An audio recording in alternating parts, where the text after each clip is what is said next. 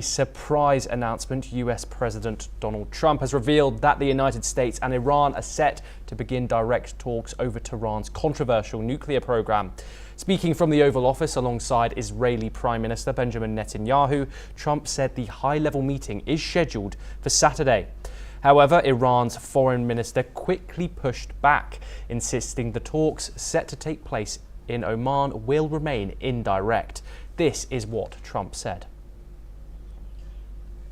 Having direct talks with Iran, and they've started. It'll go on Saturday. We have a very big meeting, and we'll see what can happen.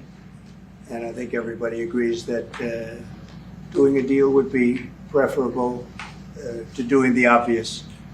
And the obvious is not something that I want to be involved with, or frankly, that Israel wants to be involved with if they can avoid it. In nuclear talks with Iran, a day after Washington and Tehran made the shock announcement that high-level discussions will take place this week. Here's what Lin Juan, Chinese Foreign Ministry spokesman, said. 防止局势升级。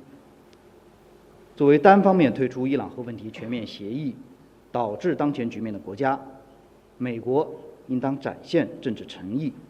秉持相互尊重的精神，参与对话协商，同时停止动辄武力施压、动辄武力威胁、极限施压的错误做法。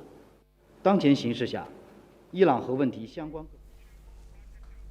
Abbas Araghchi posted on X, calling it both an opportunity and a test, adding the ball is in America's court. Tensions have been building for weeks, with Trump warning that if negotiations fail, Iran is going to be in great danger. Iran had earlier refused direct negotiations under pressure from Washington, rejecting Trump's ultimatum to talk or face military action. We are joined by Jim Rice, professional of international law in Vigan, the Philippines. Thank you very much for joining us, Jim. What do you make of this communication between the Trump administration and the administration in Iran in regards to this nuclear deal? Well, thanks for having me on. I think the idea of a nuclear non-proliferation agreement is a good thing. And this is the very thing that the Obama administration had negotiated for 20 months with several Security Council partners and Iran. And they came up with a 15-year comprehensive plan of action, or the Iran nuclear deal. So to try and answer your question very briefly, I think that for Trump to try and threaten Iran at the very outset, even before these new negotiations. And remember, it was Trump himself who blew up the Joint Comprehensive Plan of Action. I think that this is a very poor way to open negotiations.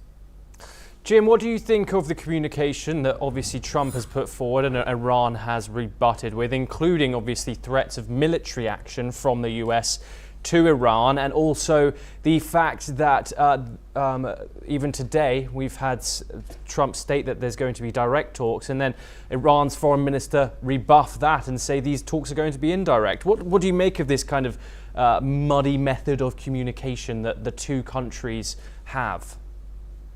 Well, again, the problem with Mr. Trump is he lies constantly. I mean, there's no other way to say it. So, you know, I wish I could say that, you know, Trump is telling the truth and the Iranian side is not, but I can't. I mean, Trump lies just too many times to refute that. Okay. Jim, thank you very much, Jim Rice, for joining us. Scientists have revived dire